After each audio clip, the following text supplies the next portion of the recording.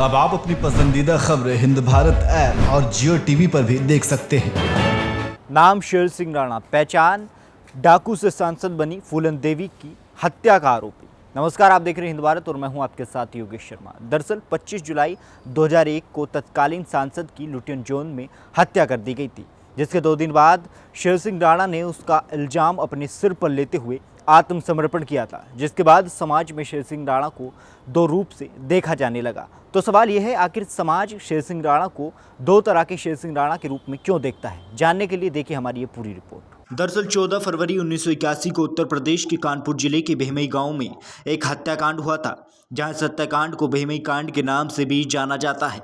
बता दें कि फूलन देवी ने अपने गिरोह के साथ मिलकर 22 लोगों की गोली मारकर हत्या कर दी थी। जहां इस कांड के बाद फूलन देवी को चंबल की बैंडिट क्वीन के नाम से जाने लगा। आपको बता दें कि फूलन देवी का जन्म 10 अगस्त 1963 को गुराह का पुरा जालौन में हुआ था। फूलन के पिता देवी दीन मजदूर थे, जहां महज 11 साल की उम्र में फूलन देवी की शादी 24 साल के पुत्तीलाल से कर दी गई थी। फूलन देवी के पिता की जमीन पर उसके चाचा ने कब्जा कर लिया था। फूलन देवी ने जब चाचा से जमीन मांगी तो चाचा ने फूलन देवी पर ही डकैती का मामला दर्ज करा दिया। इस मामले में फूलन देवी को जेल भी हुई थी। वहीं जेल से आने के बाद शादी से दुखी तथा चाचा से विवाद के चलते उसकी निकटता डकैत बाबू गुजर से बढ़ गई। बाबू ने उस पर जब बुरी नजर डाली तो मल्हा जाति के विक्रम मल्हा ने बाबू गुजर की हत्या कर दी, जिसके बाद फूलन तथा विक्रम ने मिलकर अपना गिरोह बना लिया और इसके बाद बिहड़ में सक्रिय लालाराम श्रीराम ने विक्रम की हत्या कर फूलन के साथ गैंगरेप किया था। इसका बदला लेने के लिए फूलन ने बेहमई में ठाकुर जाति के 22 लोगों की हत्या कर दी, जिसके बाद सरकार द्वारा 100 से ज़्यादा लोगों की हत्यारी फूलन देवी से आत्मसमर्पण करवाया गया और 11 साल जेल में बिताने के बाद मुलायम सिंह यादव ने समाजवादी पार्टी से टिकट देकर उसे मिर्जापुर सीट से सांसद बनवा दिया। समाजवादी पार्टी की सांसद फूलन देवी 25 जुलाई 2001 को जब संसद से दिल्ली स्थित अपने आवास पर आ रही थी, तभी शेर सिंह राणा ने दिन दहाड़े गोली मारकर फूलन देवी की हत्या कर दी थी। जिसके बाद शेर सिंह राणा ने कहा कि फूलन देवी को मारकर उसने 22 राजपूतों की मौत का बदला लिया था। बताते चले कि साल 2000 में कंधार विमान अपहरण की घटना के वक्त तत्कालीन विदेश मंत्री स्वर्गीय जसवंत सिंह जब अफगानिस्तान गए तो वहां तालिबान सरकार ने ही उन्हें ये बात बताई थी कि अफगानिस्तान में जहां मोहम्मद गोरी की कब्र है उसके पास ही पृथ्वीराज चौहान की समाधि भी है और कब्र देखने आने वालों के लिए ये जरूरी है कि वे पहले पृथ्वीराज चौहान की समाधि को जूते मारें,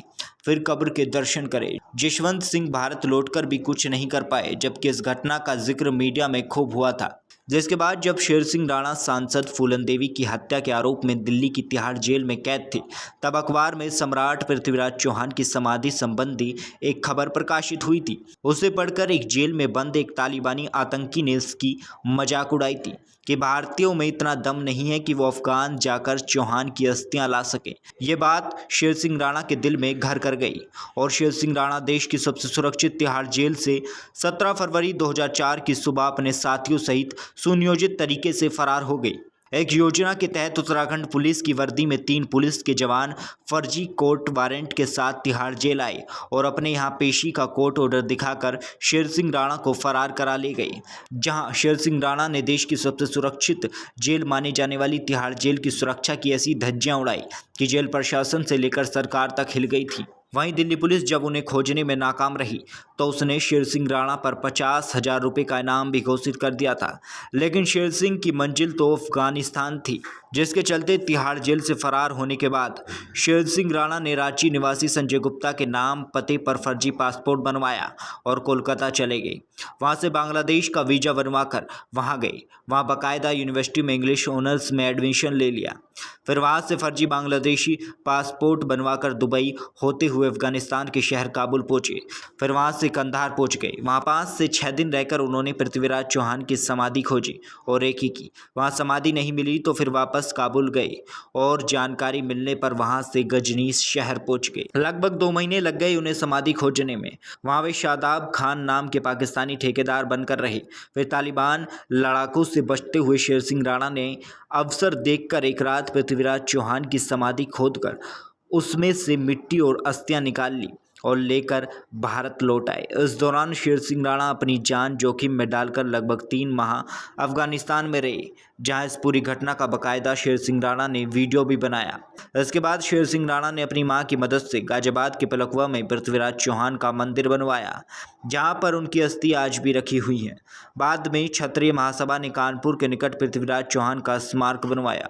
गौरतलब है कि परमवीर सम्राट पृथ्वीराज चौहान अपने दुश्मन मोहम्मद गोरी को मारकर वीरगति को प्राप्त हुए थे, जहां बाद में गोरी की सेना ने अफगानिस्तान के गजनी शहर में गोरी की मजार बनवाई और उसके पैरों की ओर पृथ्वीराज चौहान की समाधि बनाई गई, जहां पृथ्वीराज चौहान को अपमानित करने के लिए ये नियम बनाया गया कि जो भी मोहम्मद गोरी की मज़ार पर जियारत करने आएगा वो पहले पृथ्वीराज चौहान की कब्र पर 2 जूते मारेगा। इसके लिए वहां बाकायदा जूतियां भी रखी गई थी। बता दें कि शेर सिंह राणा की शादी छतरपुर जिले के पूर्व विधायक राणा प्रताप सिंह की बेटी प्रतिमा सिंह से हुई है।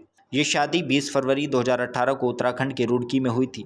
बताया जाता है कि इस दौरान शेर सिंह राणा को दहेज के तौर पर 10 करोड़ की खदान और 31 लाख रुपए दिए गए थे, लेकिन शेर सिंह राणा ने दहेज लेने से इनकार कर दिया था।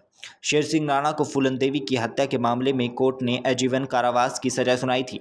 जमानत पर बाहर आने के बाद शेर सिंह राणा ने शादी की थी, जहां शेर सिंह राणा ने अपनी शादी में एक बड़ा सामाजिक संदेश भी दिया था।